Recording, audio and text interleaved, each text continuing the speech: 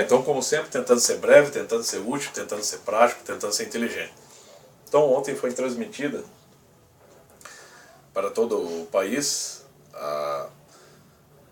o programa Roda Viva, tão esperado, com a participação ilustre do deputado Jair Bolsonaro, né, presidenciável. E é claro que ao longo do programa não há necessidade de ser um profissional para perceber que o Jair Bolsonaro estava rodeado, vamos dizer, de jornalistas incompetentes que tentaram de alguma maneira desmoralizá-lo e no fim acabaram desmoralizando a si mesmos. Aliás, até o próprio Paulo Eduardo Martins, grande jornalista aqui do estado do Paraná, explicou muito bem a estratégia que eles utilizaram lá. Por exemplo, você tem em diversos momentos a pessoa, o jornalista, antes de fazer uma pergunta, ele lançava uma acusação para o deputado e em seguida fazia uma pergunta cujo tema é totalmente extemporâneo ao tema da acusação. E a pergunta em geral era longa, no sentido de que o deputado perdesse bastante tempo respondendo a pergunta, né, que o Jair Bolsonaro também, o Bolsonaro ele se atrapalha bastante, né? Então ele perdia bastante tempo para responder a pergunta e acabava prescindindo da sua defesa, né? Ou seja, acabava esquecendo de se defender da acusação, né? No sentido de quase que, vamos dizer assim, entrando naquele esquema do quem cala consente. Mas na verdade é fácil perceber a estratégia dos jornalistas ali. Inclusive aquela jornalista, aquela acho que é a mais incompetente que estava ali, cujo nome não me recordo agora, que ela insistiu no ponto ali da escravidão no Brasil, né, do período do regime de escravidão no Brasil, que inclusive a Lei Áurea ela foi assinada há 130 anos atrás, né? Mas ela insistiu nisso, falando até sobre a questão das cotas, né, para negros, tudo, e o deputado Jair Bolsonaro respondeu falando exatamente aquilo que eu também acredito, ou seja, que ele não é responsável pela escravidão que ocorreu no Brasil e que ele não se sente em dívida com os negros porque ele nunca praticou regime de escravidão e é contra a escravidão. Mas aquela repórter demente insistiu, né, dizendo assim, o país está em dívida com os negros. O país, existe uma pessoa, um sujeito, um indivíduo, uma personalidade chamada país e que promoveu a escravidão aqui no Brasil. A escravidão, metade da população na época já estava dividida sobre isso.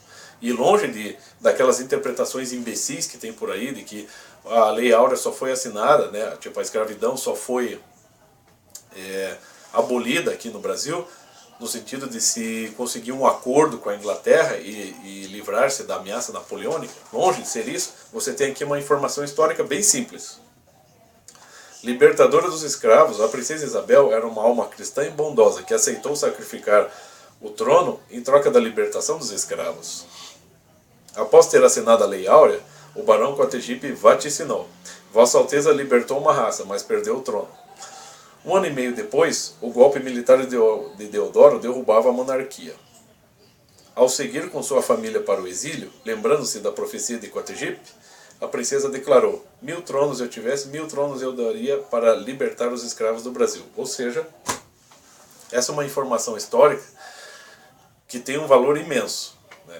E a gente percebe ali que a intenção de se abolir a escravidão no Brasil transcendia muito essa questão econômica. Ou seja, você já tinha a tentativa de se humanizar, de se fazer amadurecer, né, a consciência moral e a capacidade do ser humano aqui no Brasil de formar uma nação realmente justa e inteligente. É o que está descrito aqui e é nisso que eu acredito. A Lei Áurea foi dirigida na época por Ferreira Viana e assinada pela princesa Isabel. Ou seja, é uma informação que tem que passar para essa gente aí que está questionando o Bolsonaro, mas não só por ser o Bolsonaro. Esse pessoal, aquele bando de supostos jornalistas que estavam ali, né, que eu não sei como é que se pode chamar aquilo de jornalista, essas pessoas estão ganhando dinheiro para fazer aquela macaquice toda, né? Exatamente como o senhor Reinaldo Azevedo, que apesar de ser um homem muito competente intelectualmente, o que aconteceu? Eu estava assistindo ontem aquele programa dele, alguém sai lá no canal da Band, no YouTube, você tinha lá a entrevista dele com o candidato à presidência Ciro Gomes. E o que eu fico pensando assim, o modo como o Reinaldo Azevedo tratou o Ciro Gomes ali no início da entrevista, você vê com toda a cordialidade, aquela rasgação de seda, né? Então, o que o Reinaldo Azevedo soltou ali? É assim, aqui nós somos mais justos e democráticos, aqui nós não temos uma ideia pré-concebida de que certas pessoas não estão preparadas para o debate e outras estão. Todos aqui são bem-vindos e todos serão, né, serão sabatinados, serão questionados com todo respeito, né? Quer dizer, e em seguida o que acontece?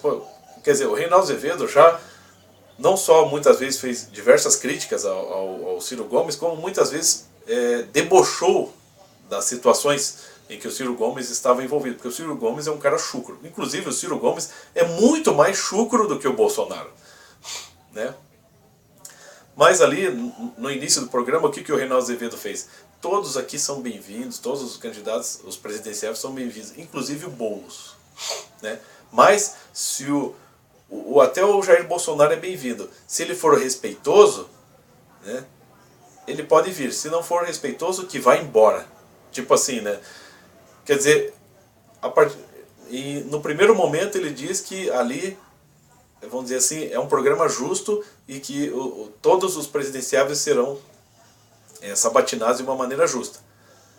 Mas, em seguida, ele já pré-estabelece um critério para sabatinar o Jair Bolsonaro, que ele seja respeitável.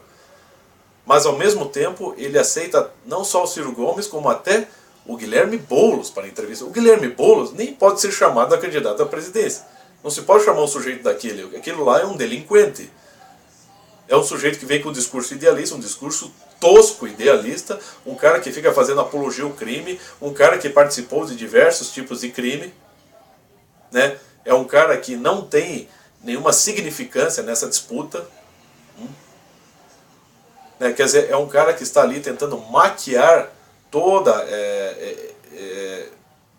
essa questão esquerdista e espúria, com seu discursinho sem vergonha, mas ele é aceito, né, como convidado pelo Reinaldo Azevedo. E, no entanto, o Jair Bolsonaro, exclusivamente para o Jair Bolsonaro, você tem que ter um critério. Ele que seja respeitoso, senão que vai embora.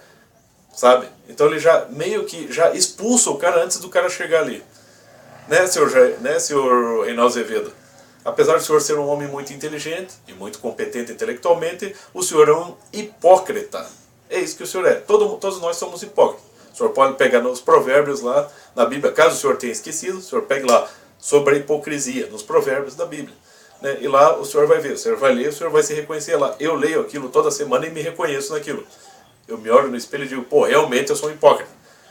E está na hora do senhor fazer isso, senhor Reinaldo Azevedo. O senhor é um baita de um hipócrita.